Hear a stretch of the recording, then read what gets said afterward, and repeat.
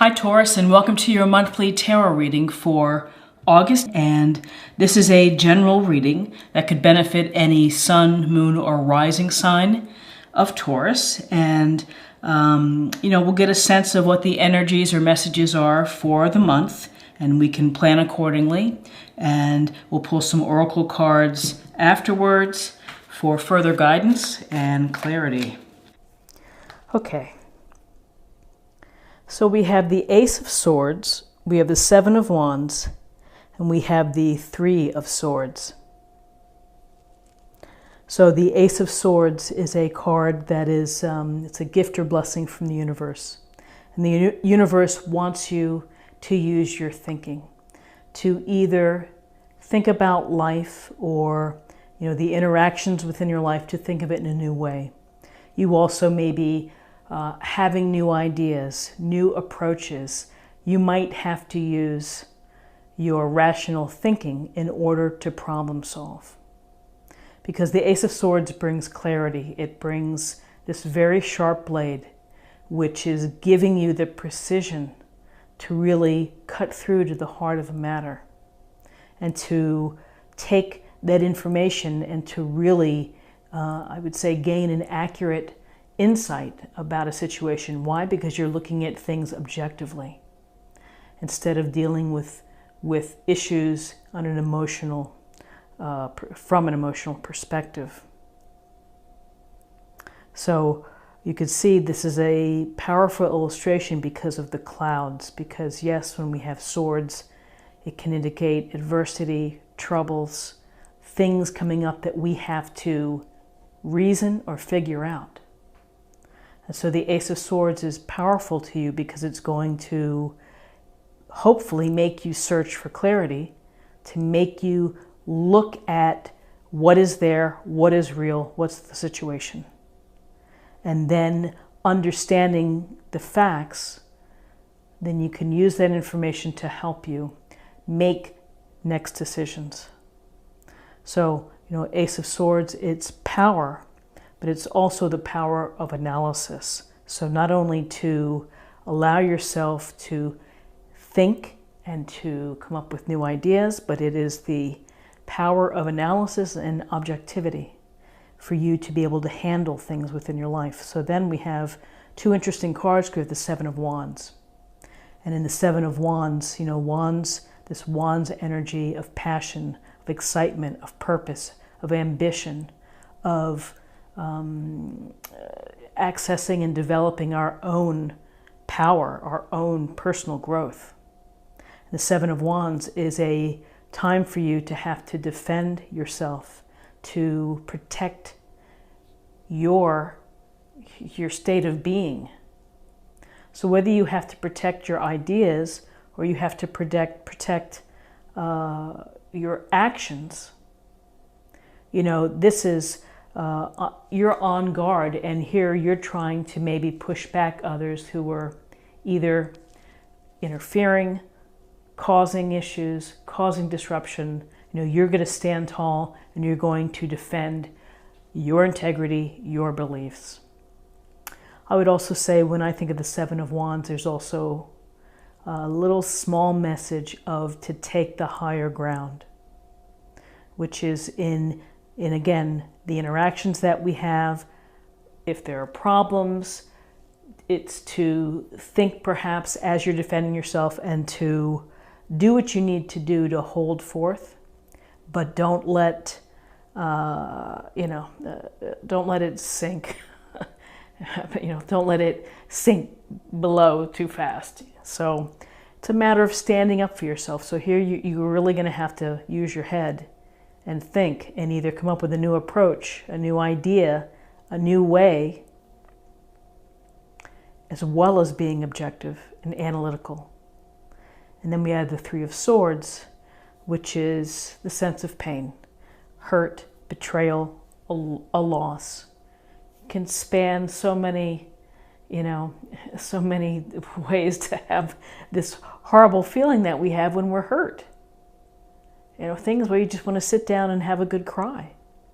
And so with the Three of Swords, it could be that someone has been unkind to you and has been mean-spirited. And that can feel like a dagger through the heart. Could be someone saying, I don't really feel the same. I think we're going to have to break up. And that could be, just like that jolt that you would get.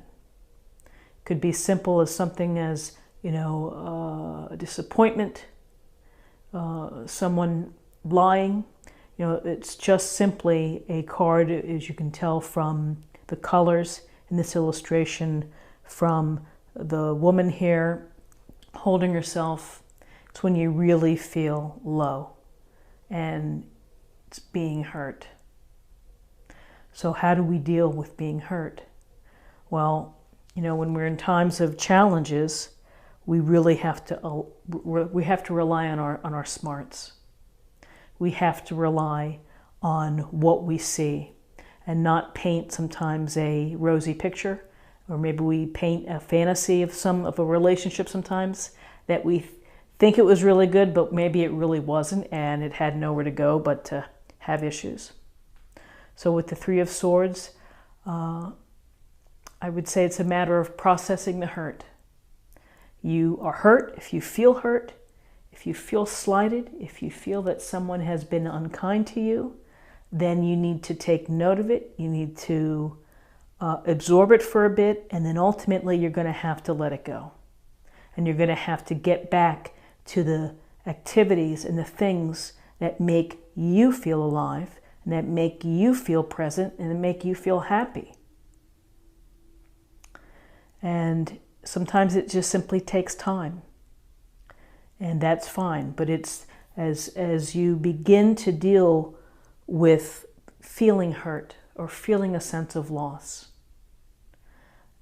it may be like, wow, how am I ever going to get over this?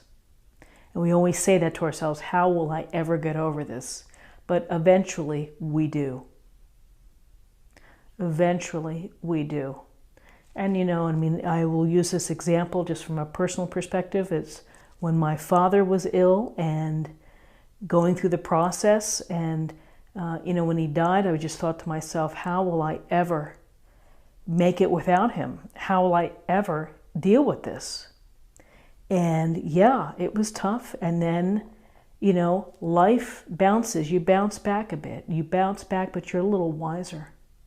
And you have that experience, and it really stinks and it hurts, but you have to live it, and you have to live through it, and you will live through it.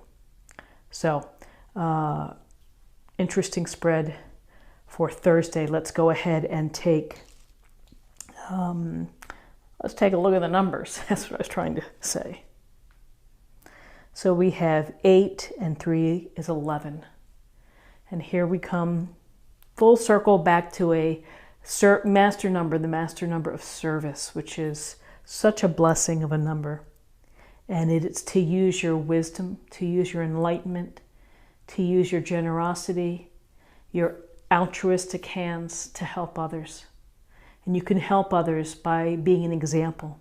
You can help others by reaching out, being supportive, making the call, signing up to volunteer. There's so many ways to be of service. And so it's simply a beautiful, beautiful number. And finally, I'm going to choose an oracle card. We'll get a little more information.